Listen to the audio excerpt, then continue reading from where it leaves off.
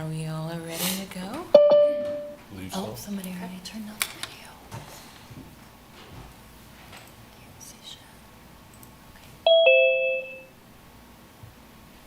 Okay. Good evening, and it is 6 p.m. on April 10th, 2025, and we are calling our Affordable Housing Advisory Board meeting to order. We'll begin by starting with the roll. Yeah. Yes.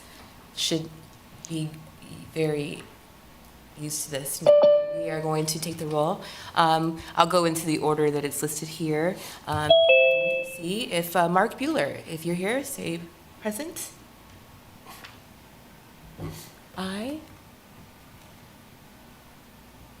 Mark, I see you're there. Could you unmute if you're able to hear us?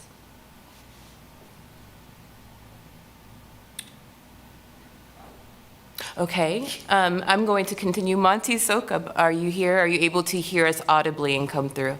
Oh, we're on Oh, mute we are now. on mute. Oh, we are the issue here. So sorry. That's funny. We are going to start again. We're taking roll call, and so calling in order of members here. Mark Bueller, are you present and able to hear us?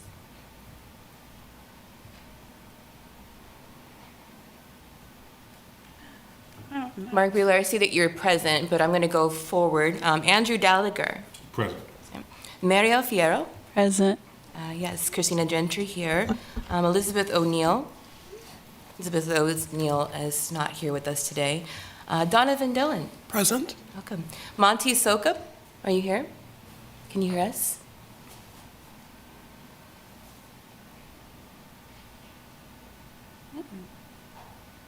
We're not able to hear either one of the participants, and we see that you're present. As we work up the audio, we welcome you to chime in and let us know at any time if you are able to connect audibly. But seeing everyone is present, I'm going to move on to the next item. And at this point, do I pause for your introduction, or we just continue going? Yes, let's go ahead and pause for the city's intro. Now, thank you again. Yeah. Just checking. It looks like.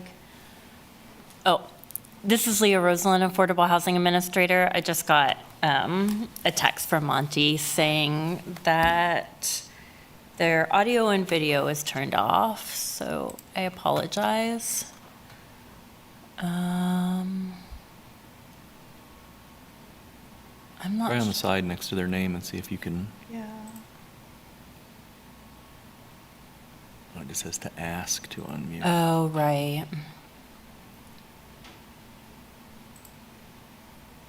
Are you there? Yeah. I don't see how to turn on their video, though. Well, that's okay. Okay, I got Mark. You turned on my audio, but no video. You don't want, which is fine. I do want you on video. I'm just not sure. Can you hear me? Yes. Yeah. Okay, I can hear you. And I'm okay without video, it's fine. It's that little icon to the right where you see Monty, there's a microphone, and then there's a. You just a click video. it? There you Oh, go. oh. Yep, there he is. Oh, Hey. Good evening, Monty. Mark, I think Hello. I enabled you to turn on your video. There Oh, we go. yay. Okay, There you sorry go. about that. Up, everybody. It's, there are some new features that help manage public comment, and unfortunately, like, there's a balance in having to manage public comment and people that pop in on Zoom and allowing participants. So I'm sorry. Thanks for bearing with me. okay. Hi. Hi. Okay, So we're going to go ahead and move on Okay. to the intro. Thank you. So sorry for all those technical difficulties. Okay, good evening, everyone. Please silence your cell phones to minimize distractions during the meeting. When the chair calls for public comment, please approach the podium to indicate you wish to speak. Please state your name before speaking. All comments will be limited to 3 minutes. Virtual participants should use the raised hand function to indicate they wish to speak. Once your name is called, you will be unmuted and you may turn your camera on to provide comments. The city reserves the right to turn videos off or mute participants. The primary format for accessing or participating in this meeting is in person at City Hall. Virtual access to view or participate in the meeting cannot be guaranteed. The chat function will not be monitored. If you have any trouble, the meeting can be viewed on the city's YouTube channel and cable channel 25. Thank you. Thank you. Yes, thank you, Leanne. We are now ready to move on to our agenda item A, item 1, which is to approve minutes and consider approval of the meeting minutes of February 13th. Note to approve the minutes, you do not have to be present. You just maybe watch the videos on your own discretion. But moving to approve the meeting minutes, I'd like to get a roll call for the, first a consideration. I'll motion to approve the minutes of February 13th. Yes, can I get a second? Second. Second, thank you. I have a first and a second. Now I will take the roll call. Mark Bueller. He gave a thumbs up. Okay. Andrew Gallagher. I'm gonna give a thumbs up too. Muriel. Aye. Hi, thank you. Christina, aye. Elizabeth O'Neill's not here. Donnavan Dillon. Aye. Approved, thank you. Monty Soka. Love it. And that's an approval too? All right, so that is 1, 2, 3, 4, 5 approvals and yays, and that is passed with group discussion, thank you. Moving on to our agenda item B, and that is to welcome new Affordable Housing Advisory Board member, Donnavan Dillon. Welcome, Donnavan. Donnavan, would you like to take an opportunity to speak a little bit about yourself or just the housing and your passion for that, or maybe just not at all? I'll keep it brief. Donnavan Dillon, I use he, him pronouns. Born and raised in Lawrence. I'm currently a senior at KU studying political science and sociology, having a great time. I'm very passionate about advocacy and organizing, and I've done so much work around that, and housing is a very integral piece to people being comfortable and safe and feeling secure and connected to their community. And it's one of those building blocks to all of the other things that I do. So I'm very passionate about it. And I'll leave you guys with that. Thank you so much for entertaining that question. I just would love to, everyone get to know everyone. So thank you for that. We've really welcomed your introduction to our group. Moving forward, we will go on to agenda item 2, which is to discuss the 2025 home applications and make recommendations for the home awards. I'm going to go ahead and give an opportunity for there to be a presentation given by our city. Hi, I'm Brad Carr. I'm the Community Development Analyst in Housing Initiatives for the city. Thank you. And so, yes, we are here for the home grant funding, and I'll go real quick just over what the home program is and what we're asked to do here tonight. So, attached to the agenda is just a quick fact sheet about the home program. And so, I help administer 2 grants that the city receives from HUD. That's the Community Development Block Grant. CDBG as it's known as, and that's more of a kind of an infrastructure and direct client services grant. This is the HOME grant, which stands for the Housing Investment Partnerships Program, and that's the largest federal grant that deals exclusively with affordable housing. So that's kind of why we historically have brought these recommendations to your board to make a recommendation on how we'll fund our next year grant, and then your recommendation goes on to the City Commission for approval, and then finally on to HUD for approval. And so yearly, we take in applications, an open application period, and then we bring those applications to you. And so there are certain eligible activities under the home program. that people can apply for. And like I said, it is affordable housing based, and so that's the acquisition or construction of new affordable housing, rehabilitation or conversion, so that would be converting a non-residential structure to a residential structure, or what's also called tenant-based rental assistance. And that's a voucher program exclusively for the homeless to move them into temporary housing for up to 24 months, along with case management, so that hopefully eventually they can graduate out of that and move on to the actual Section 8 permanent voucher housing program. And so those eligible activities are what people here in town apply for. I've included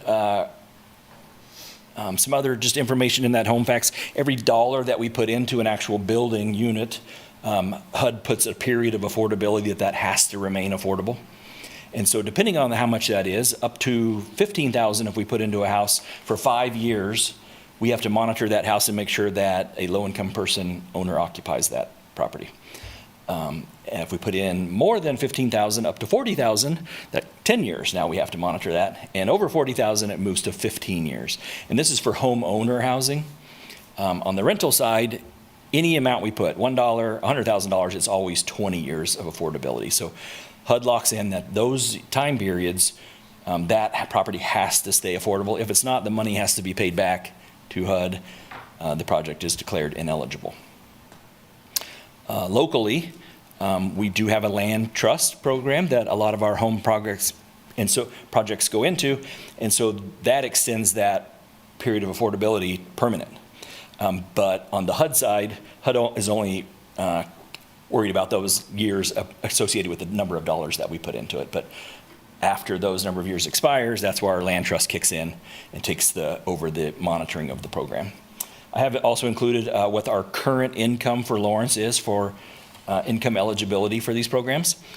There's various different categories depending on the program, from 30% limits, and these would be a percentage of the area median income, to what they term as very low, a 60% limit, and then low income.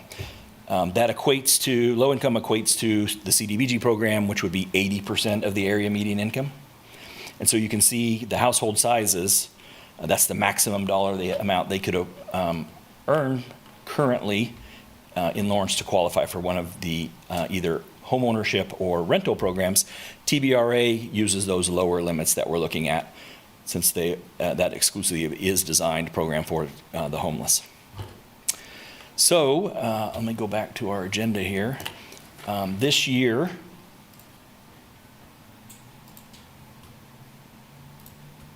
and I lost our agenda. There it is.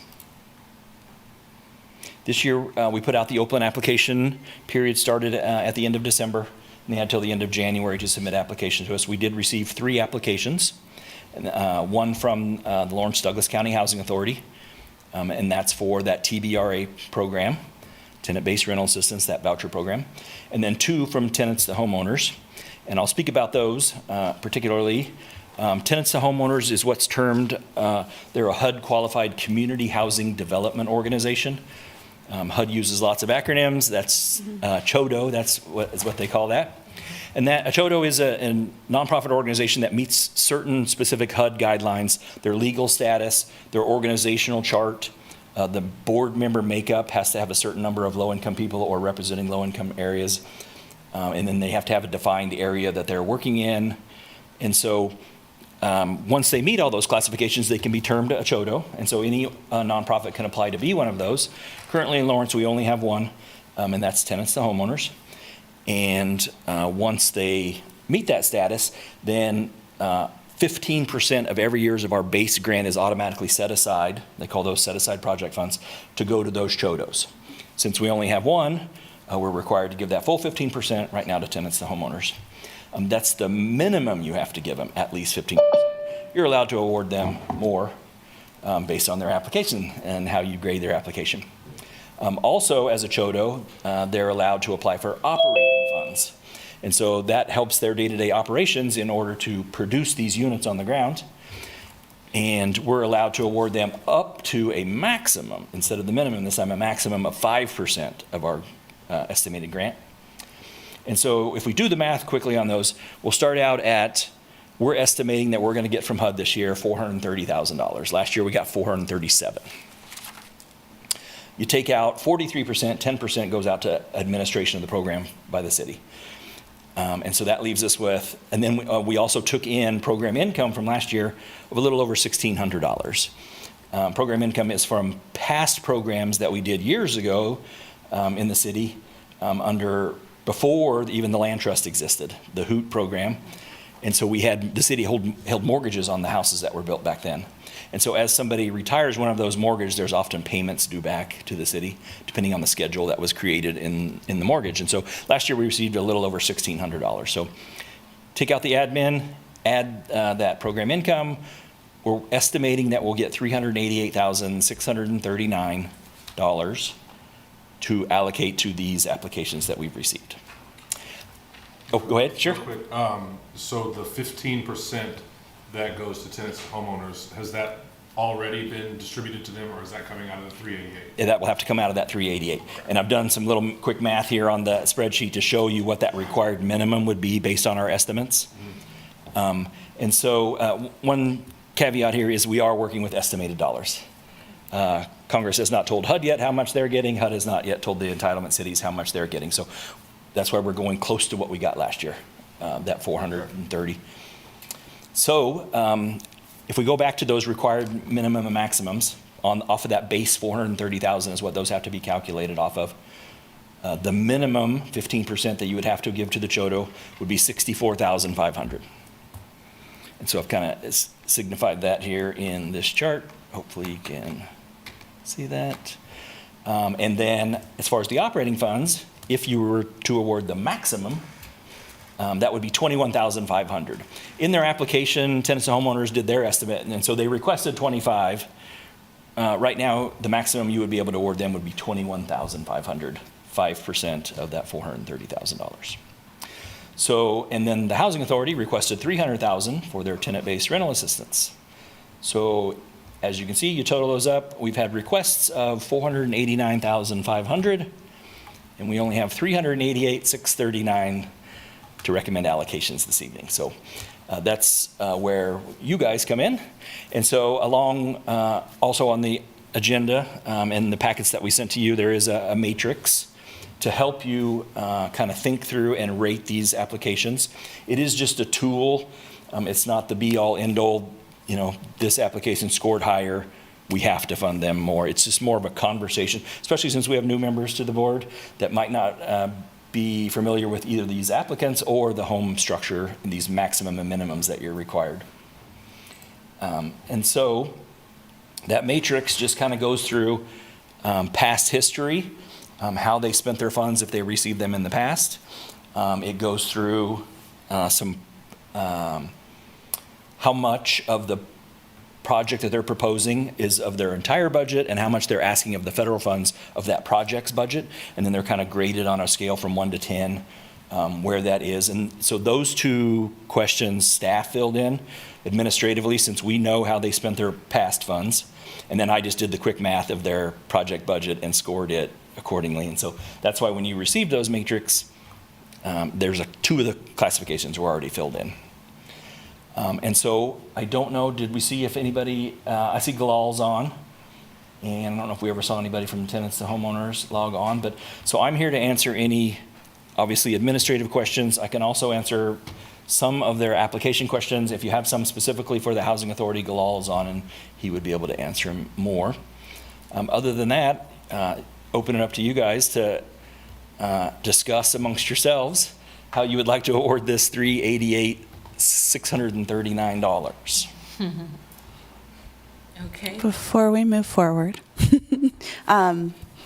board, I will need to recuse myself from this conversation and this decision as I sit on the Housing Authority board. So good luck. I'm sorry, but I know you will allocate well, and Galal is present and can absolutely answer any questions on behalf of the Housing Authority. So I'm going to step away and watch you all.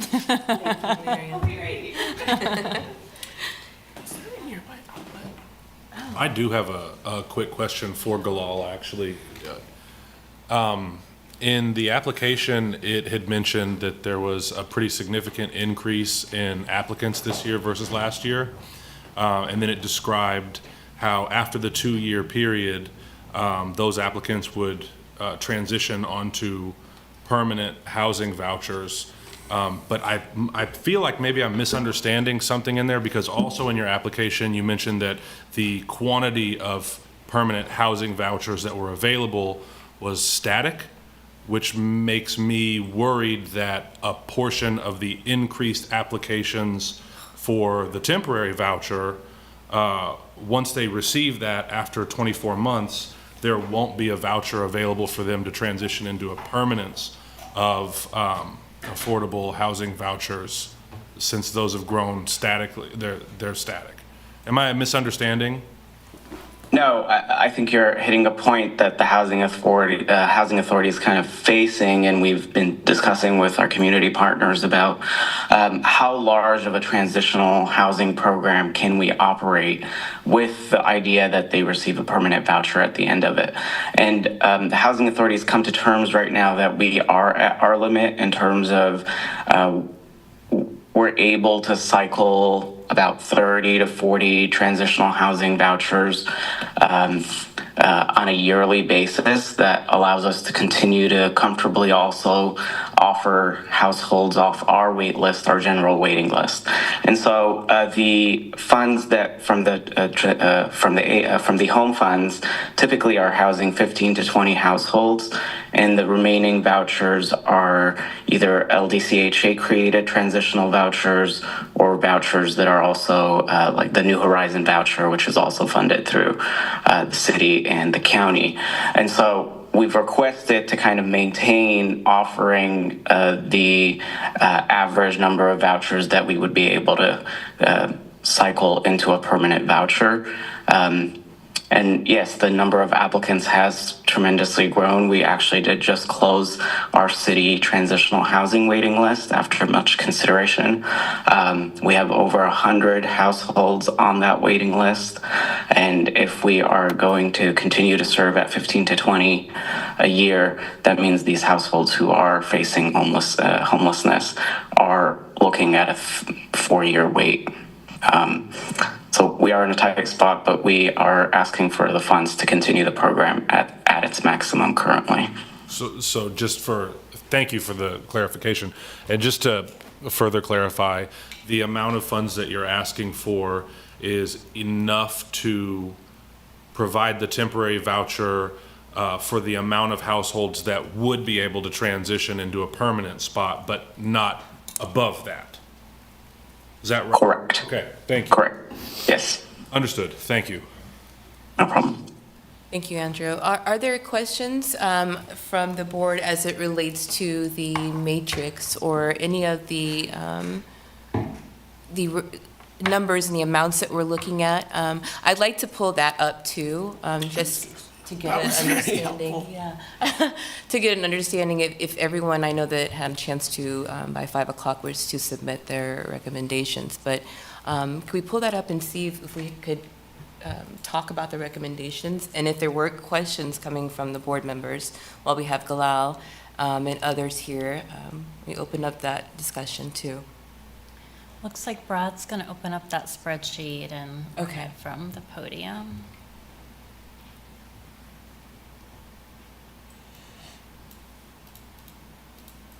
Well, it's tiny. Kinda. Thank you.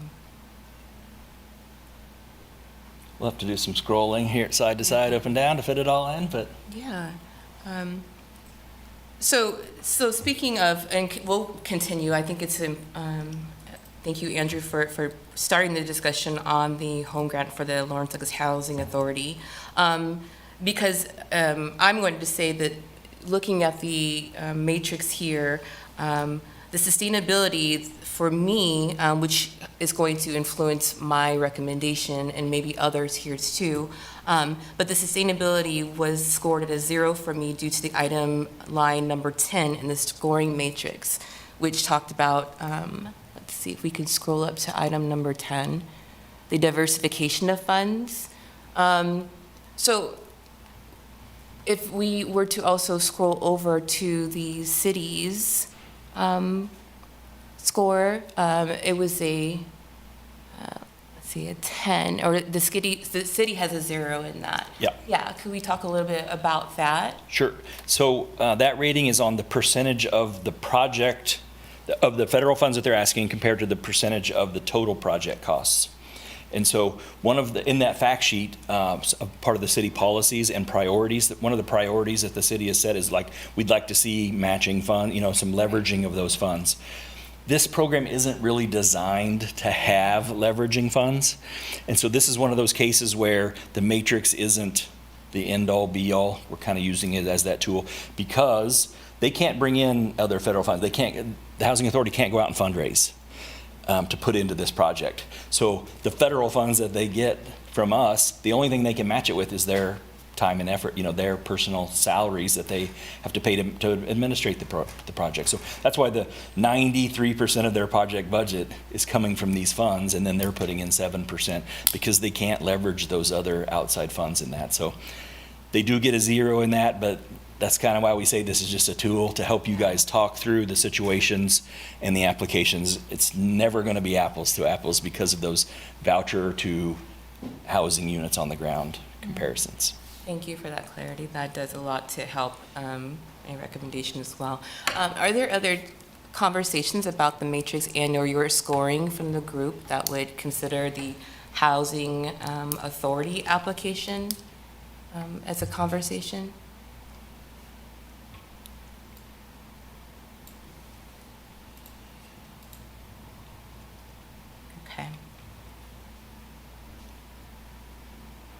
Okay, seeing none, thank you for that clarity. And so moving on, do we feel like there's a discussion for the recommendation that we could have as a board and kind of move these numbers into place where we could support our recommendation to the City Commission? I'd open up the group for discussion on this. I will just say historically in the past, it's usually the board tends to knock out those minimum and maximums to see kind of what's left. Yeah. So I don't know if that would be where you would want to be, since you have to give it at least X number and a maximum of X number. So if that's how you wanted to start your discussion, maybe I could guide you through some of those minimums and maximums. Okay. Yeah, I think that would be good. Yes. And so let's start with the maximum for the Lawrence Housing Authority. Are we comfortable putting that maximum 300,000 in there and then scaffolding down from that? Or is there other discussion from the group? Because I think the operating funds cap is at 21,500. 21.5 is the So maximum on that. Yeah, let's place that into the numbers So if you there. pencil that in, you can see that now we're down to, you have 367,139 We have left. to put 64.5 on the next line. And that one, remember, is at a minimum. You can go over that amount. That leaves you 302,639. Right. Are we going to take any time to discuss anything tenants to homeowners, or are we going straight to recommendations? I know that they don't have a rep here, so. Right. I'd like to have a tenant to homeowner discussion if there was an opportunity. I'm open to that. I wanted to get some forward movement on putting numbers into. And I can definitely answer a lot of questions. I've worked with them for a long time now, managing this program, and so I'm pretty familiar with their current construction schedule, cost schedule, and things like that. So if you look in their budget that they did provide, they're proposing to build 2 houses with that 164.5. We can't go into, due to HUD regulations, we can't go into the locations of those housings because that triggers other statutory things that we have to start immediately once they identify an address, an environmental review, and other steps. So right now, it's just that they're going to build 2 houses somewhere in the community. And then if they are awarded the funds, that's when we'll start the clock on our environmental review and things like that. Bedrooms those are going to be? I'm assuming they're going to be 2-bedroom. 2-bedroom? Yeah. Okay. If they're like the ones that the 2 that they're currently building on Michigan Street, that you guys funded for them to buy the land a few years back, those are 2-bedroom houses, yeah. Okay. And the cost came in to build those 2-bedroom houses at a little over $300,000. That included the cost of the land per unit. And they were awarded $125,000 per unit in home funds to put into those houses. And so that, take out the cost of the land, the cost of, or those home funds, that means they're gonna end up selling that house at 165 would be the goal, to net out net. So the homeowner, eventual homeowner, is getting a plus $300,000 house for $165,000. The difference being made up by these home funds. So I think in their budget, they're kind of thinking along those same lines, that it would be about 164, they would be able to get these 2 houses done. I have a couple extra questions. So, and maybe I didn't, like, I should have read the application out loud to myself or something, but it felt like tenants to homeowners mentioned several different numbers in terms of households that'll benefit from their projects next year. And I didn't hear I didn't feel like I read, we're gonna build 2 houses with this. Mm-hmm. I saw 8 people, a couple resales, 9 homes, and I just wasn't very clear on what are those numbers, what were they trying to say? I think those numbers that they were referencing there is kind of giving you a past history of, we've done this for this many years, and now we have this many units in our land trust. Okay. And so let's say they have 50 some houses, these are just round numbers. Sure. And so they're saying that 9 of those, the homeowners decided to move on and sell. And so those houses were resold affordably to new low-income buyers. So they're stewarding these houses to make sure during that period of affordability and during their permanent affordability, that those houses will always be purchased by a low-income person at an affordable price. That's the next thing too, is that they have to keep enough subsidy in these houses so that the next person is not paying market value. So that was my next question, was if we're selling homes with this then $165,000 home that sold for $165,000 feels like it should be a self-sustaining machine where we can go and build a second one because we sold the first one, but that's not accurate. No, so if we go back to before the housing trust, to that program that I referenced called HOOT, okay. Those houses were built using home funds.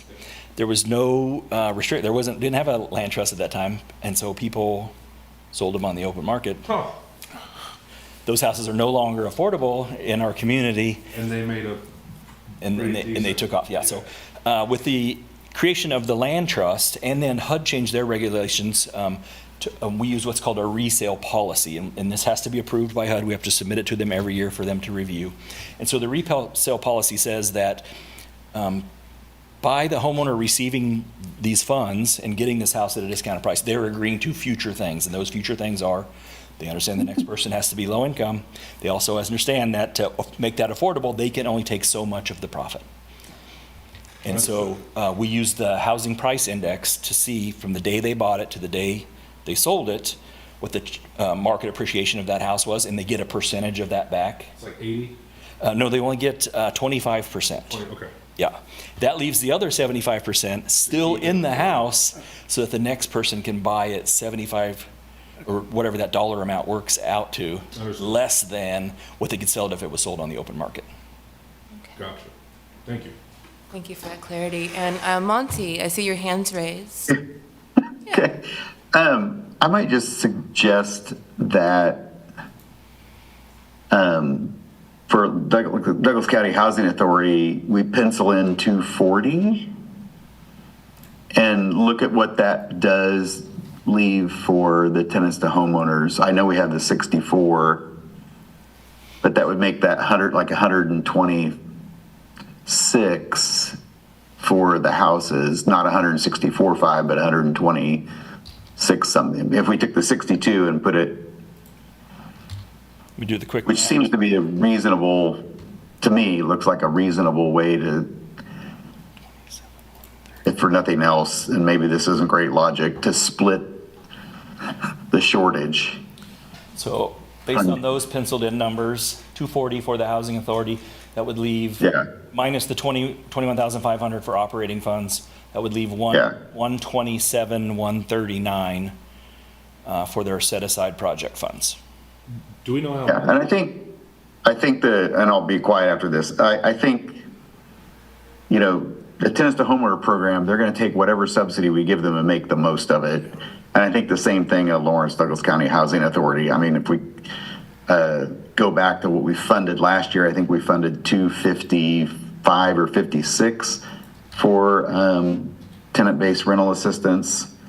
And I don't remember what it was for the other one. It was in the annual report. I know that. So that's all I have to say. I think that seems like a reasonable split and helps both programs move along. You know, we simply don't have enough funds. So I'll be quiet. Thank you, Monty. Yeah, and we simply don't have enough affordable housing units, right, for Lawrence Right. County Housing Authority to use as vouchers. So I also don't want to negotiate these down. If this sounds like and seems like a great negotiation for both parties and for all involved, I welcome, you know, a change. But I'm pretty comfortable with this amount as well. Thank you, Monty, for getting us here. Mm-hmm. I just went back to look at last year. Last year we were awarded 264.7 to TVRA and 158 to tenants is where we were last year. Yeah. Total. Yeah, 136,759 for their project funds, Yeah. and then 21,850 Yeah. Okay. All right. for well, the operating.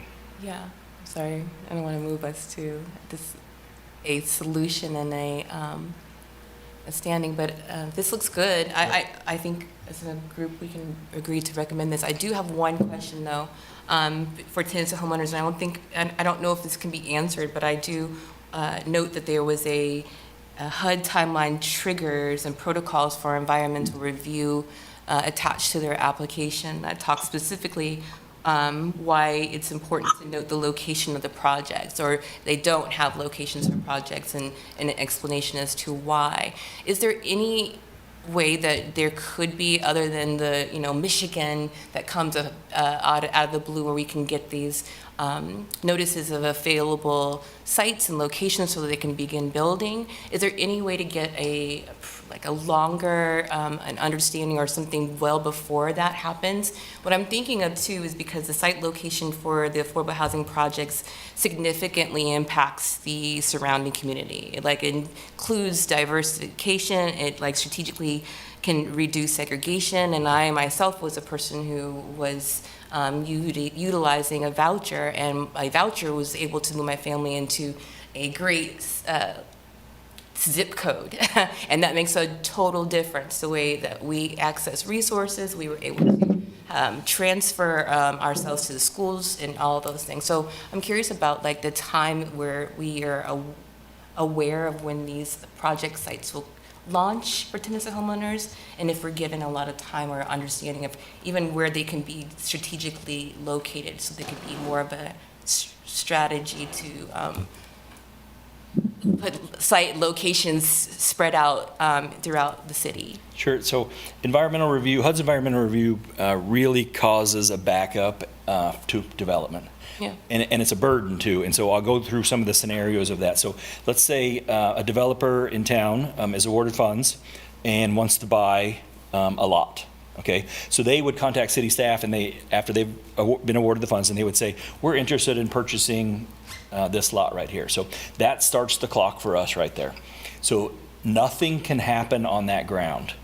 It can't be touched. It can't be a shovel in the ground. Nothing. Everything freezes until that environmental review is done and HUD agrees to spend the funds. And so depending on where it is, any of the environmental things around it, and if it's ever been developed before. If it's undeveloped land, that triggers in our environmental review that we have to notify certain agencies, namely any native tribes that are interested in our area.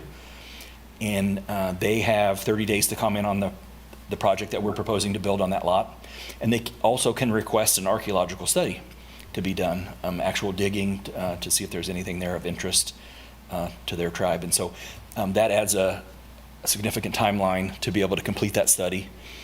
And so developers often have to wait till the last minute. They can't be waiting to buy this vacant lot. It's still for sale on the open market. Why we complete all these steps, which can take 6 to 8 months for us to complete this environmental review. So the other opposite of that is, let's say they already own the land and they want to build the house. So they're not waiting for that. We might lose out because it's on for sale on the open market, but they still have to stop everything. They can't go in there and start grading, laying out where they're gonna, their posts and where everything's gonna be. They literally cannot touch that property for 6 to 8 months until that environmental review has been completed.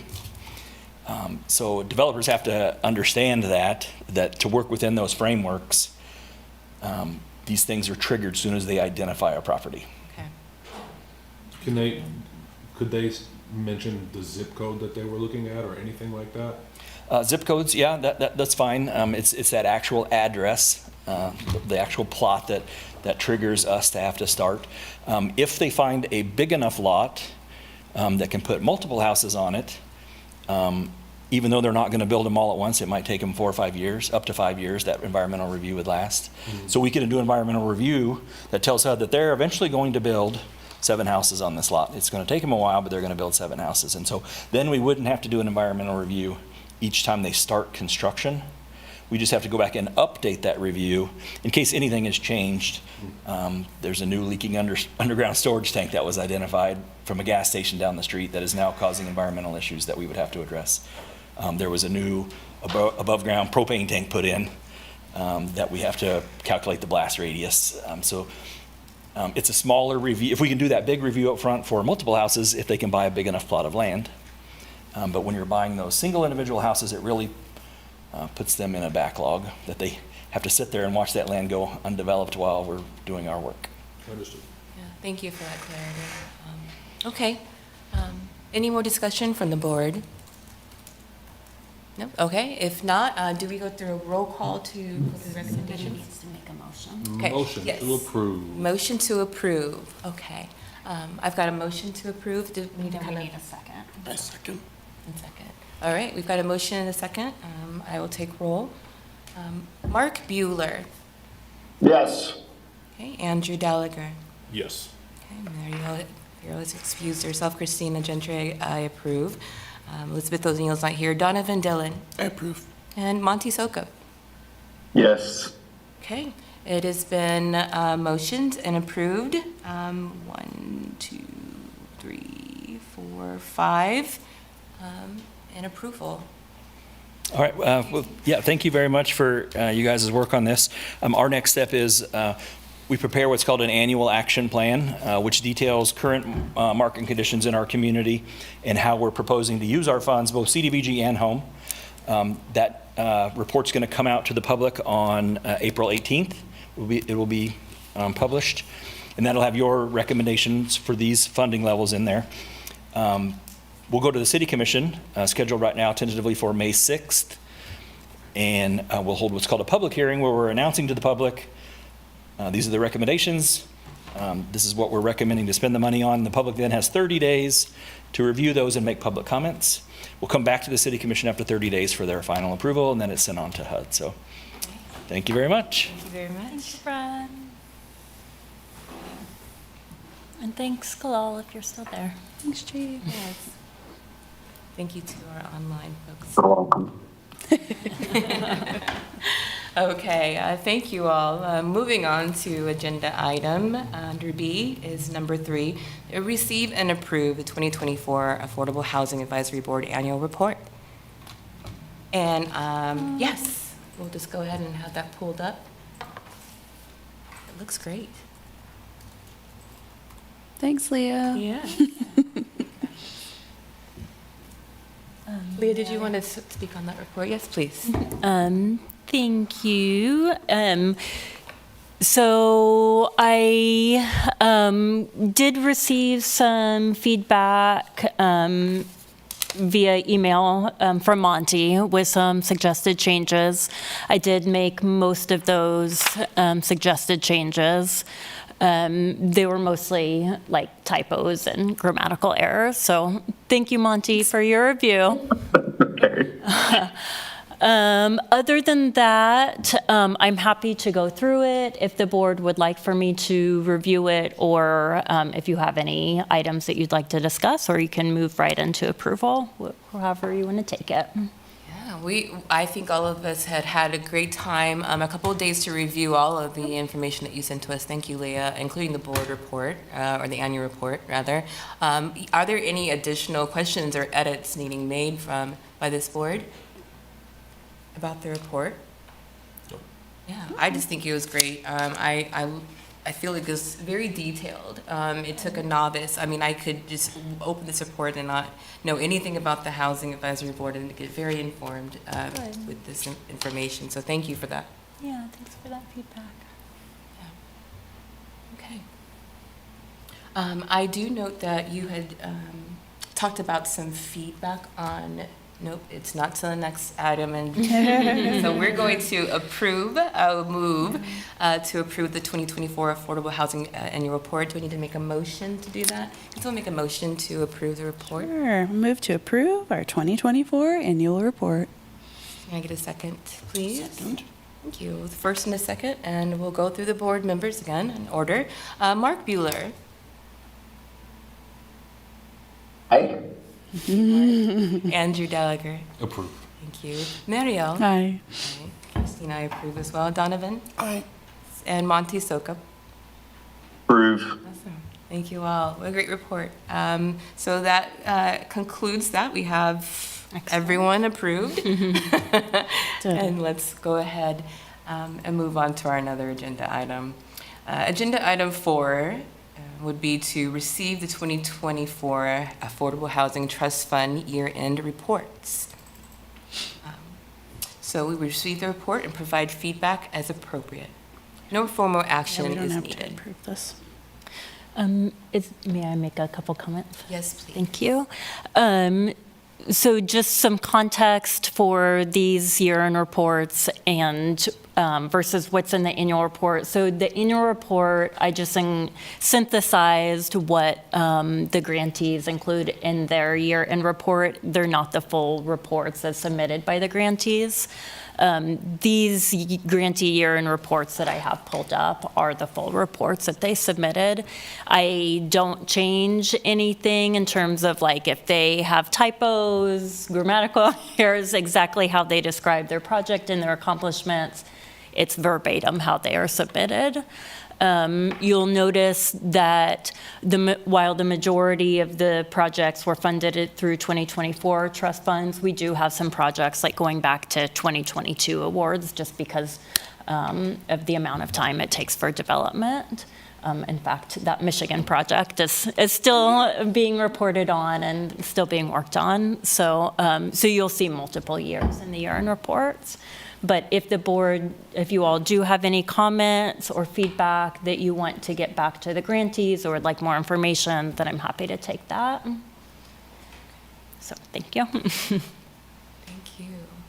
Are there any comments on the year-end reports? Okay. No, hearing none. Thank you very much for those updates. Looking forward to some of those projects moving forward and along and more updates going forward. Okay. Moving on to our agenda item number 5, which is to review and provide feedback on 2026 Affordable Housing Trust Fund grant cycle materials. And this is the conversation where you were going to give some new updates, Leah. Thank you. Yeah, thank you. May I pull up the documents? Yes, please. Okay, thank you. Okay, so just going to start with the timeline. Okay, so sorry. First, let me give some context for new members. So these are the materials that we use for the annual trust fund grant cycle.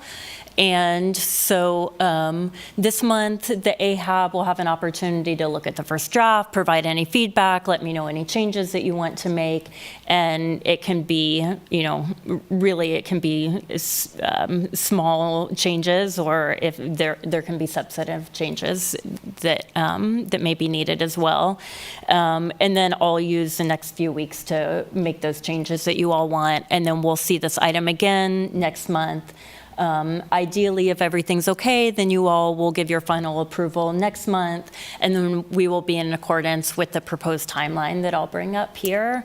But even the timeline, you're welcome to change. So if you all feel like we need more time to get through the materials, or if it turns out we need more time, that's all up for your approval and consideration. So with that said, here is the proposed timeline. So you'll see today you all are reviewing the draft materials. They'd be approved next month, as I stated. That would allow the City Commission to review and approve those materials at the end of May. And then we would release the notice of funding opportunity. Oh, sorry, Kurt. Thank you. I can. Would you like me to share instead? Sure. Okay. Sorry. Okay.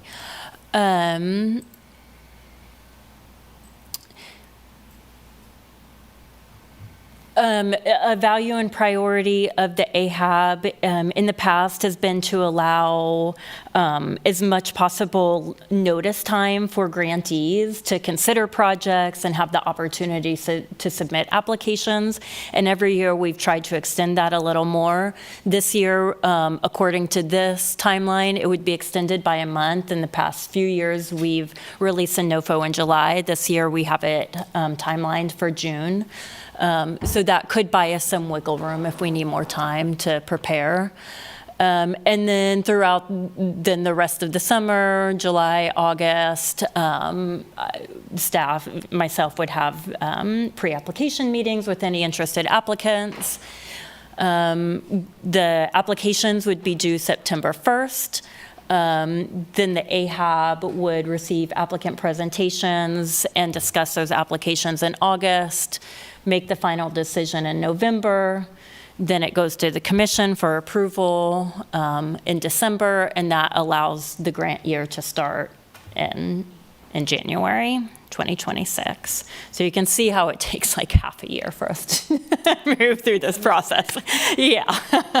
You said August. I don't see the month of August there. Were you meaning that? That's just the time they have, Okay. like a June through Right. August. Okay. Yeah. Just marking this timeline for my own Yeah. timeline. This is a lot of. Yeah. Okay. Did we want to provide any feedback on these dates? Is this open for us to negotiate a timeline, or is this pretty much what we have working with and pushing forward? Yeah, I would say that the wiggle room is really in the amount of time that we have the application period open. So we do not want to get it to the commission later than December, because then folks would not get their awards in the first quarter of 26. But if you all want to take more time to review materials, then we could release a NOFO later, and just applicants would have less time to prepare and apply. I think this gives us plenty of time to review, since we're not making any, well, we're hopefully not making any major changes to the application this round. And just to remind our board members, we are looking into revising after this year and looking in different directions. So my recommendation would not to be to change this completely this round. This year? Yeah, so we discussed those subcommittees that we would start doing that review of how we're utilizing the trust fund. And then at the end of this year, we're supposed to get a new housing study. So that'll help us next April Yeah. to review a new application, but can't do that this year, so. I'm a proponent of giving applicants a lot more time. Please. Opening up that door and portal and us just, running through those applications as we need to. Yeah, someone who's applied for this, the more time the better, would be so beneficial. Yeah. Okay. Any other discussion on this item? Does anybody else feel I just hate .8. I don't know. Timeline, I'm sorry, I'm looking at the application. Oh, okay. Sorry. Are you looking at the development application? Yeah.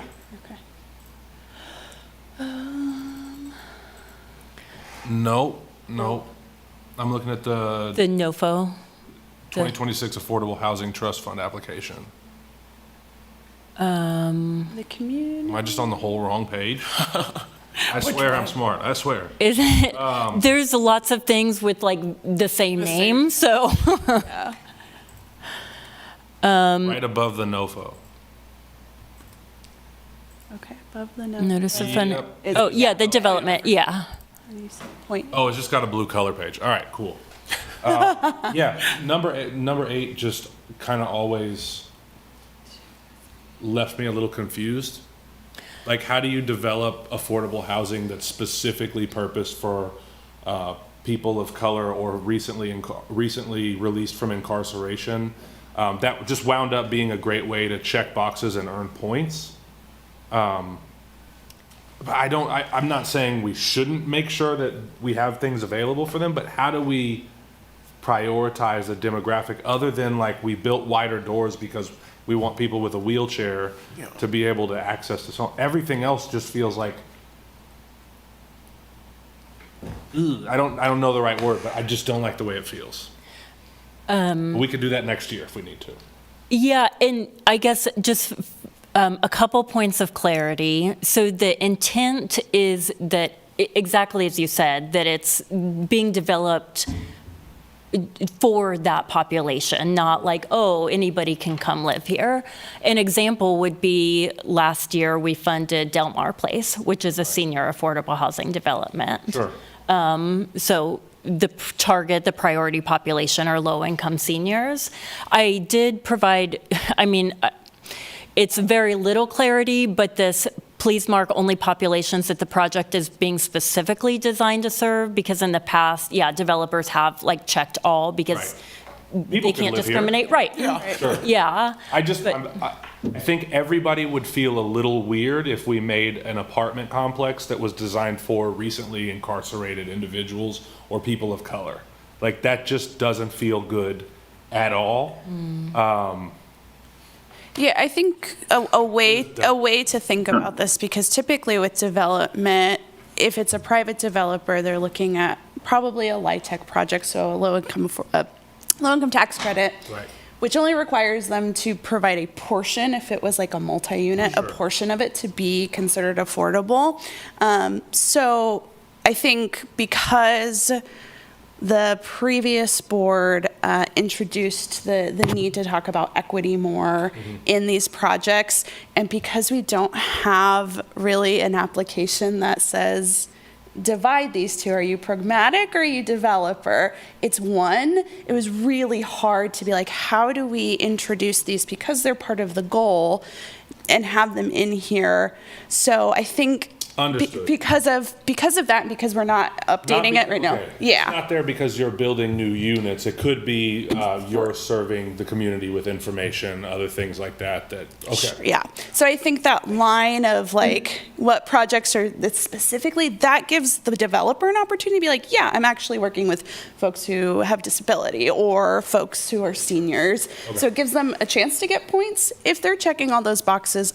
My hope is, as a board, we can look at it and be like, okay, friend, and give them a 0. I know that was brought up in the last round of funding, that a developer did have that question. I think for now, until we can look at how we can take this application and make it work better for those who are doing program and not, this is the compromise.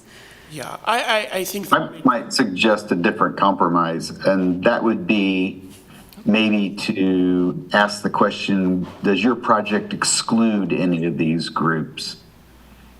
In the sense that last year I put 0. I scored everyone at 0 because nobody answered this question the same. No, two or three projects answered that. They were all way off base.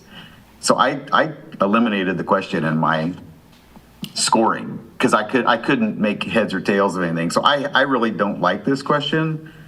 Not that it couldn't be reworded. I know where we're trying to go, and I appreciate that. I don't think we got there.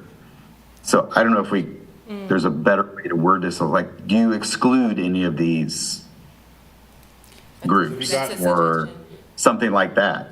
Did you have something? I was going to say, I get I get both things of like the intent of it and what it does, but then also this kind of gray area of how people respond. And with that, like, I like that there's like options presented, but I almost wish that they could like write out a bit more.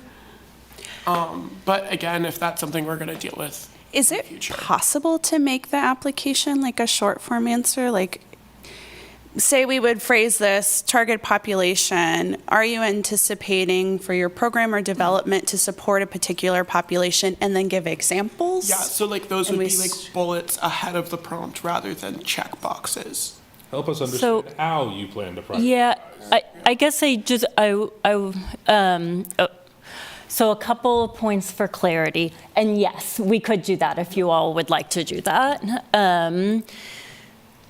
So there are separate applications for development.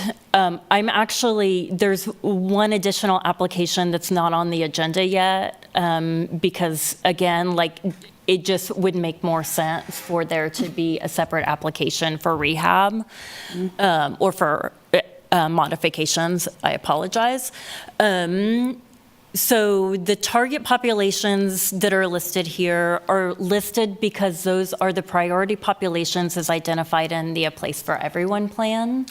However, absolutely, if you all would rather have it just be a short answer, fill in the blank instead of a checkbox, or we can add additional ones, fill in the blank and align, that's fine too. Again, the intent of this question really, it's against the law to discriminate against, right? So I'm not sure that that's actually like the intent of the question. It really is like, are you building housing for these priority populations? And we have examples of projects that have built for those priority populations. And those populations are prioritized because there's disparities and greater need. So, And I think to that point, eliminating this question would eliminate, rephrasing I'm open to. I think that could be a good compromise. But elimination of that then gives us less leverage to weight a project that maybe does prioritize families with minor children or does prioritize senior populations. So I think there is great importance, especially if we determined as a board last round that we're not seeing enough family-centered units being developed. I would be remiss if we kicked out a question that directly aims at that. Totally. Because if we have an opportunity, I'm like, please. I was gonna say, I definitely wholeheartedly agree, but like pointing to like the reason we have this question and its specificity, if it's not useful in a way to where we're just scoring at a 0 across the board because everyone's responding different, I think maybe like rewording it. Yeah. Or like highlighting that, hey, these are the things we're looking for, these are what we've identified, how does your project meet? Yeah. I like Muriel's language of prioritization. I think if a project prioritizes these populations, that's what we're trying to get to. I really like that language. I don't know if we can work that in there, but Yeah. I'd be in favor of that. If we do that, then would it feel okay to leave the check mark, or do we still feel like a short answer is with examples? I mean, I'd Best like serves. a short, I would prefer a short answer, just because like if I see another 24 one-bedroom units that says, yeah, we plan on prioritizing families with minor children, I'm Shove 'em gonna all in one want to read the short answer on how. I wonder if we could pull from the furthering racial equity and fair housing definition to pull some of that language that Yeah. Monty and that you were talking about, Mariel, and also touch upon those points so that applicants don't lose a point advantage by their Yeah. showcase of prioritization of focused populations. Because, we do have a question there about how will the proposed project advance racial equity in housing. I think that's probably a Yeah. question that's loaded.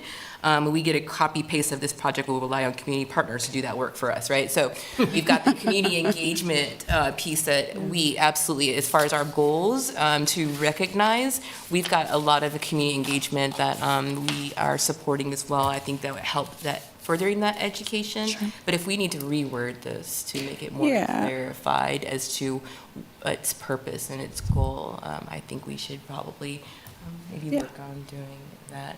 I would- Just a note down. I would agree. Go ahead. Go ahead. Sorry, I just wanted to note the follow-up, Yes. number 9. I would also say, because I did see that and I'm like, beautiful, love that. I would love for our applicants to be very intentional. Again, just to say that we don't have a ton of funding and we always get way more applicant funding requests than we are able to fund.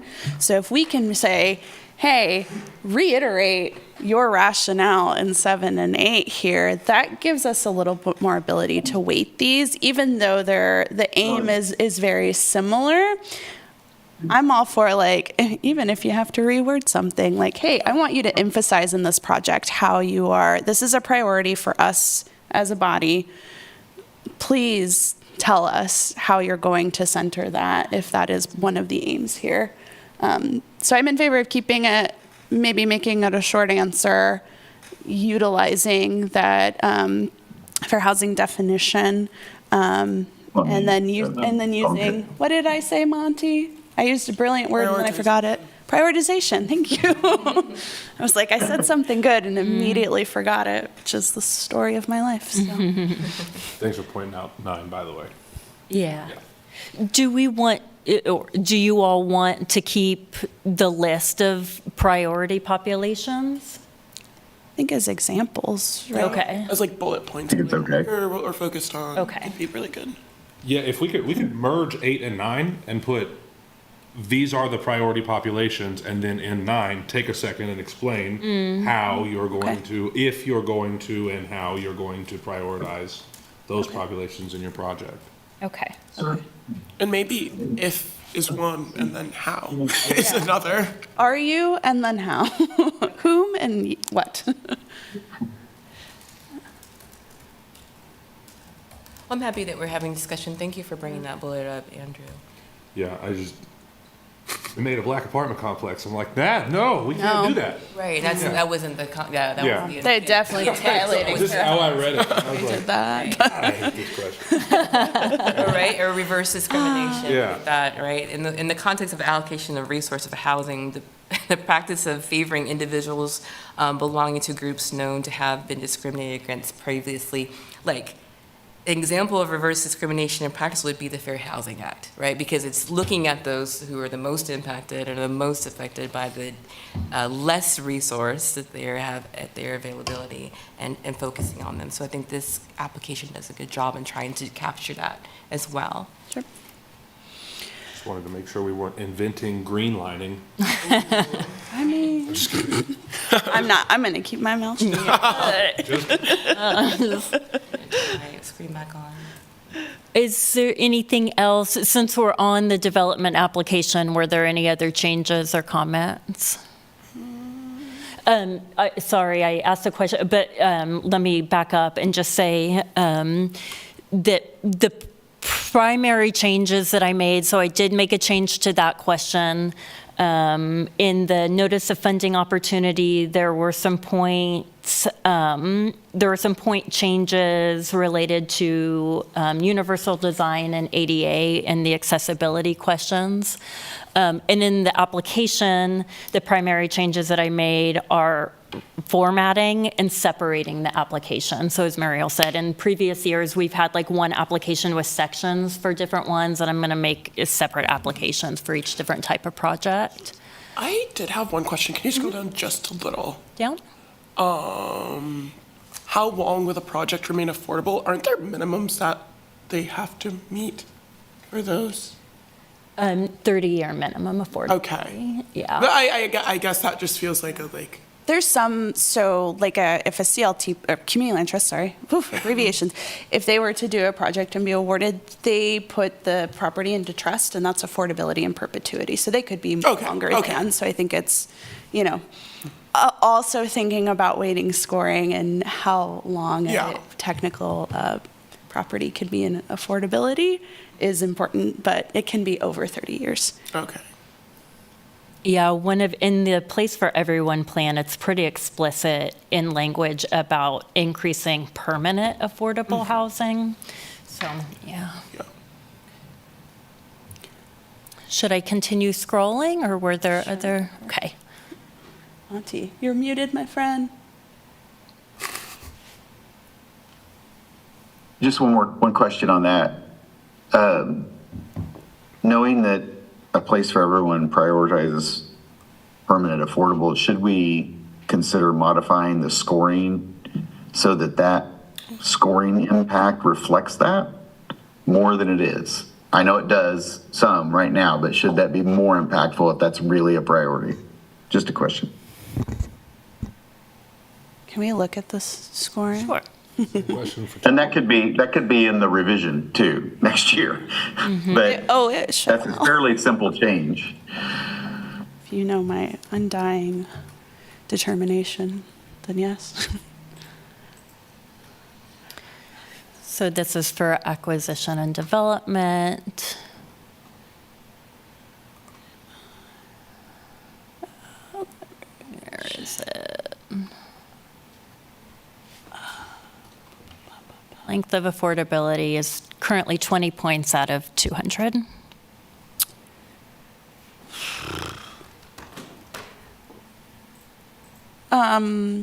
That's not very impactful when you look at the other things you need 20 points for. That's why I said that. So since this scoring matrix is a large scoring matrix, and it is 7:11 p.m.,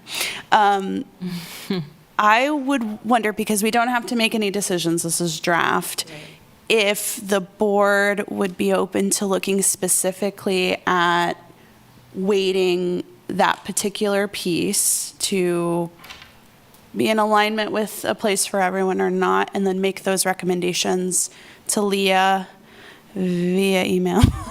And we then bring it back for discussion so we can all have a time to maybe sit with the scoring matrix a little bit, because that would mean we'd have to lessen the weight of another space or several spaces. Also, just a beautiful time to look at the scoring matrix and what we want to weight. So that would be my recommendation, if that feels comfortable. If it feels comfortable, I wanted also to note that there was an agenda item that we discussed that since this time is no longer there, and that was the talk of the subcommittees. And is that on the agenda still? Because I don't see it here. To talk to the subcommittees? To speak on, the staff updates.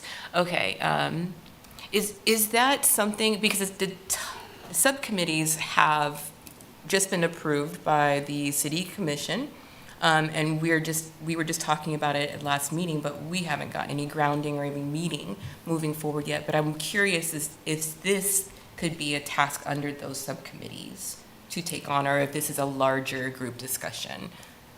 Because I know that there's a revenue, and it's specific to what the revenue of the trust funds would consider when they're talking about that subcommittee. Mm-hmm. The other subcommittee is titled policy. Some sort of Grant. Yeah, I was like, Vern. I would, because in my mind, and this is also up for discussion, that those subcommittees would be looking beyond this particular application round, and to give our full board the opportunity to weigh in on the scoring metrics, words. Mm-hmm. I would offer maybe we can all take the time to look at this particular one, and then utilize that subcommittee time to look ahead of this particular round. But totally open if we want I to think I was split it trying up. to give some to-dos for the subcommittee. We're gonna have to. I think we probably have plenty, but I also recognize that we had started the discussion like, we're just looking at the draft. Yeah. We want to move this because this is something that has already been very, very looked at and looked over. However, new information does require an update to understand what the Yeah. process looks like, so. Yeah. That's totally More information, more problems, right? Always. But not really, it's a great problem to have. But does that in any way influence the timeline for us to have these discussions, to make a final decision upon this draft? I would defer that to Leah to tell us when she needs the edits Yeah, back. I mean, if you all feel really strongly that a committee needs to meet to go through the matrix, then that's your decision. I will say that I need to publish the agenda at least a week in advance, and I also need time to make changes to whatever is decided. And so that is if we want to stay to the timeline that we've set forth, then that really is a very small window of time that would allow the group to meet. And there'd basically be time for one meeting and the decisions would need to be made. And I guess I'm just wondering, like, is that really, like, maybe it is necessary, but is it just to discuss how to reallocate, like, 5 points or? At the end of the day, it's not the deciding factor also. Right. So, Yeah. I mean, I don't think we need to reconvene for it. I'm okay with just shooting you an email and whining at you directly, and then we can figure it out from there. Yeah. I would love if you would be open to giving us a due date. Okay. I thrive on a due date. Just to get some sense, I think would be helpful where you all might be interested in taking points from. Does it have to end at 200? No, but if we increase the points, then it's like kind of the same, right? Yeah.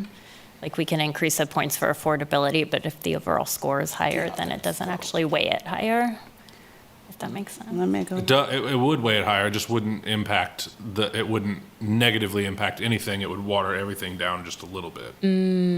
Oh, Yeah, because like 20 out of 200 is 10%, but 50 out of 230 is not just 10%. I see what you're saying. It's an increase. Math nerd. So then would we also, Where is I'm this just talking. story? Well, you tell us what we're going to do. no, it's, I was just wondering that if we would need to change the other matrices as well, because right now they're all 200 points. Sorry, looking Not for the opening matrix. Don't you think we ought to try this next year? What'd you say, Mark? I said, don't you think it's a bigger job than trying to impact one particular thing? I mean, I think we ought to look at all of them if we're going to do it and decide. I mean, I think that's our job. I was gonna say, Yeah, I like that Monty brought this up, but I also recognize we are a recommending board, and so if this is also the city commission's plan too, that they could weigh in on what their opportunities to consider. But it's a linked big in here? task for Is the us to scoring ask. matrix linked in here? And I'm just. Yeah, it's To increase like affordable housing and add these points to this. I don't have any strong opinions to consider increasing or decreasing the points, but I know that some here do. So, Well, I guess, sorry, now I'm looking at the point. So if we're taking away the check boxes where they're selecting which of the prioritized populations in the plan, then I'm wondering about this score. Oh, I have an answer for that. Okay, cool. If we would be able to just interpret the statements in 9 and then allocate points based on the statements that they made in 9. Okay, so remove the 4 points per, Yeah. I mean, it could still be 4 points per, it would just be for question 9, where they're explaining how they're going to do it. Okay. You could check the box, but you're not getting points for a check mark tell us how you're actually going to Getting do points that. for the content. Okay. So leave this the same? Yeah. Okay. Just attribute it to question 9. Okay. I think it's hard to tell you specifically where I would pull Yeah. from at this point, just not having spent a lot of time. Would you feel comfortable with us Yeah. walking away? But again, I think that timeline would be very nice, because I do want to respect like you having time to work and get everything published on time. Cool. Yeah, if, Do you think we could agree on, and I don't know what the number is, let's say we want to double the points and make that worth 40. That way everybody would be looking for 20 points to take from somewhere else. And then maybe if we all sent that in, Leah could basically kind of aggregate that information and figure out what the kind of average where people took it. Because I get a feeling we all might take it from similar places. There'll be a few outliers, but I think we'll all look at things and probably go, oh, that's probably overrated in our thing. That makes in our sense. matrix. Yes. And I think But that if we're all working with 20 points, we can, yeah, that makes sense. That makes sense, and I think maybe hopefully eases Mark a little bit, because I think that was like, are we revising this whole thing? Maybe if we give ourselves a target. So that feels good. Yeah, I think Mark is also feeling like me too, like, hey, wait till next year. But I think this is a task we could do asynchronously, sounds like. Send all of your emails to Leah. Okay. To get those in. okay, that sounds good. And then I believe that there may be public comment on this item, but I did want to note that there's been a work group that has been meeting to look at ADA and universal design, and did come up with some additional universal design criteria. The group spent a great deal of time looking through different community standards and universal design standards. And these were the ones that the group agreed on, and those points did get increased from the last NOFO, both for ADA units and for universal design elements. So I just wanted to point that out. I will add these recommendations came from the Kelsey Standard, which is an accessibility and universal design guide. So I was a part of that group. That is why I'm pointing to this. So this, in effort to continue encouraging, especially that prioritize specialized populations, continue to prioritize in our development. We also spoke with Tenants to Homeowners Executive Director Rebecca Buford and listened to her wisdom as she does develop and has their own set of standards to make sure their units are as accessible as possible. So just a little background, and I think we probably have somebody who will provide public comment if this discussion item needs it. Sorry for messing with the screen. I wanted to see the non-video participants in case there are any hands. And so before we move on, I know that we do have some participants that are in the room, and I know that we're talking about this and had this discussion. Is there anything else to add for the universal design units? While we have Daniel Brown and Mo and Bob here, did you want to add any public comment to this discussion item, which is not a discussion item, but it's a discussion that we're having to help understand more about the universal design units and the point systems which implicate how we support, or this AHAB board supports this this addition to our application.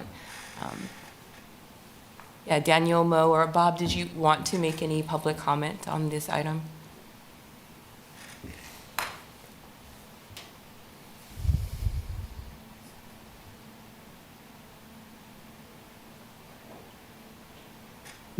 Yeah, Daniel, you're unmuted. Oh, clapping. Oh.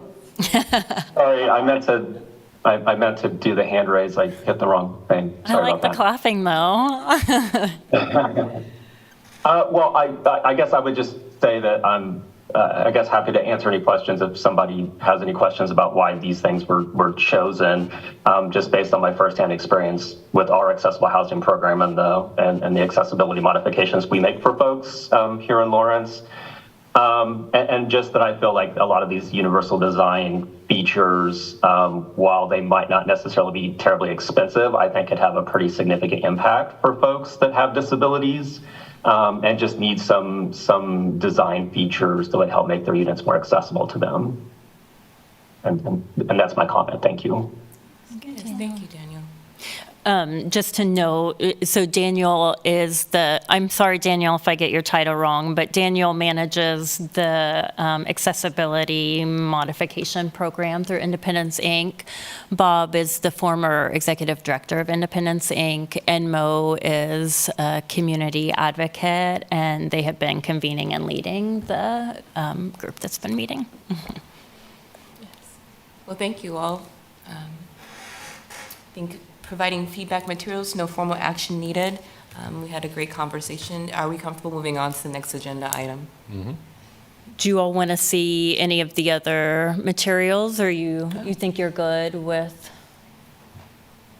the rest of the Have NOFO? any other major edits to the community? So the community, I changed the community engagement project one more substantially, because previously it was just like in with the other applications and didn't really make sense for community engagement projects. And so basically I took out questions that were about development and rehab and vouchers and just made it more specific to the actual projects that they're applying for. So getting more clarity on the project purposes, how they'll measure progress, document and evaluate that progress, examining root causes of the problem that they're trying to address, again, the target populations, and I can change the way that this is listed if you would like as well. And then more information about, impacted communities, doing some impact analysis, and that's basically it. Thank you. Yeah. This is a lot of work that you did. I'm sorry, didn't you just skip over that? No, I just wanted to make sure if there are any Yeah. changes, we get it. No, because this is a very detailed, this is a different way in which we've done things before, where applicants have different and alternative options in which they consider their applications. So thank you for that work. Yeah. I would say that this is a big deal, y'all, to have this application separate, because it was very difficult, I think, probably to weigh things and score things fairly when everything was so intertwined. And it gives an opportunity, I think, for us as a board to expand our funding horizons a little bit beyond development, which is important in the affordable housing world. We can build as many units as we want, but if we don't have the programs to make them accessible to folks, then we're doing a disservice to our community. So very happy to see this oriented this way. Cool. Well, thank you all for your feedback. I will, I'm sorry, were you going to say? So I heard a request for a deadline, so I will follow up with the AHAB via email with just clarity on what I'm looking for in a deadline. And if you all could email that to me, that would be great. Thank you. Thank you, Leah. Again, thank you for all your hard work on this. Yeah, thank you. You're so sweet. Discussion. Okay, we're making great time and progress here, group. Moving on, we will go on to, under the agenda item 6, we will consider canceling the August 14th Affordable Housing Advisory Board meeting and rescheduling to September 11th date in 2025. And the rationale is just to be more in accordance with what seemed to make more sense in terms of how the grant application cycle lines up, that if grant applications are due September 1st, then it seemed to make more sense for the board to get training once the applications were in hand, so we could have those tangible examples as opposed to a full month earlier, and then have a month break before we see each other again in October. I'm free that day, so. We can say that I am. Theoretically. Okay, so the consideration's been made. Is everyone in agreement that this is a good date, and we just go ahead and confirm that? Do we need to add Do we need formal it? action? Right. I don't know. Do we need formal action to change the meeting? Do you know, Dave?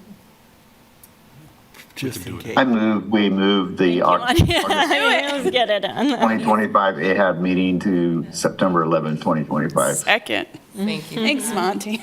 Okay, all in favor, let's do aye. Aye. Aye. Okay, thank you, group. It is approved. See you on September 11th. Okay, moving on to agenda, we are at item C, staff updates. So we have under staff updates, the City Commission approved both recommended Affordable Housing Advisory Board subcommittees. There's that insert. It was under this update.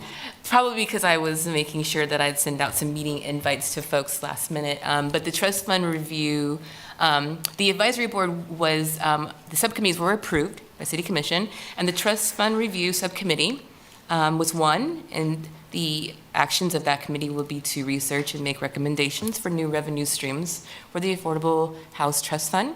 The second subcommittee was a trust fund grant subcommittee, which will be analyzing and making recommendations for the 2027 Affordable Housing Trust Fund grant process. Subcommittees, the leads for those, I feel like the fund revenue subcommittee is held and chaired by me. And so I sent out some May meeting, I sent out a doodle poll, Monty and Mark. We're both chosen. Monty, you chose, and we just Mark was volunteer. We volunteered Mark Bueller's name. That's what you get for missing a meeting, Mark. Yeah. Just kidding. I pushed out some meeting dates for that doodle poll. I'm wondering if those were dates that we should consider for May. Thank and you. so, yes, if you could get that and get those dates and see if those calendar dates match your calendar dates, we can have our first subcommittee meeting in May. And we'll expect And one I believe Monty is chairing the other one. Is that right? Monty, you're chairing the the trust fund grant subcommittee. Can you tell us something? Yeah, I understand that. And Mark got stuck with me, so. You can never. Sorry, Mark. I'm happy. I'm happy. Okay. All right. Yeah, I saw the doodle poll. I haven't filled it out yet, but we'll get that done and get the meeting scheduled. No, Monty, I'm sorry. We're talking about the other one. You're part of two groups. You got two, buddy. Yeah, didn't you say that you would convene and chair the grant subcommittee as well? Or am I? No. Did I did not. misremember? Oh. Well, I thought I was chairing the application. Yeah. Yeah. Yes. We're using different language for the same. Yeah. we're calling it The different. grant application one, not the finding the different funding sources one. Correct. Yes, we're on the same page. Okay, yes, Yeah. I did agree to Cool. that reluctantly. Thank you. Okay, well, we look forward to hearing from you. Our meeting time. Well, that group will look forward to those updates, Monty, as well. Okay, so moving on, we have number 2 on the updates. City Commission received the tenant experience report presentation as recommended by the Affordable Housing Advisory Board at their March 18th meeting. So this is also a really great presentation. We received that experience report presentation as well earlier in the year, but that it can be viewed by public, and just as a document and a link here in the agenda. But is there anything to talk about that on the updates for us, for AHAB board to consider, or just to note? No, the commission was interested in the report and hearing about tenant experiences, and was interested in learning more about the policy recommendations that were made. Yeah. Okay. All right, we look forward to more of that discussion. It was a great report, and diving into those policy recommendations will be a good opportunity for some other work groups throughout the community. Moving on to other new business. Is there other new business for this board to consider? No? Okay. All right, then moving on again to the calendar dates. We've got a few calendar dates, and I won't read them all but for us to consider, but for May 8th, our next meeting will be 6 p.m. Is that going to be here at City Hall? Mm-hmm. Okay. And then over the course of a couple of other months, we've got some other meetings scheduled. And so just make sure. Leo, will you send a schedule change from you to us on that September 11th deal? I sure will. Okay, thanks. Perfect. October 9th, we'll be looking at an extended board meeting for 3 hours. So get prepared to dig in for that one. Will there be lunch provided? Dinner? But no, then moving on to October 23rd, so there are 2 meetings in October. So we've got lots of activities and forward progress to look to in the next couple of months. Okay, and then we will move on to our last, or second to last item for discussion, which would be public comments. Is there public comment online? All right, seeing none. I also do not see anyone in the City Hall at this time for public comment. And so I'll move on to adjourn. Hooray. Great job, all. It's 7:34. Thank you for the time today. Nice. Give you the rest of your evening back, and we'll see you soon. Bye. Thank you. Thank you. Thanks. Wow, get it done.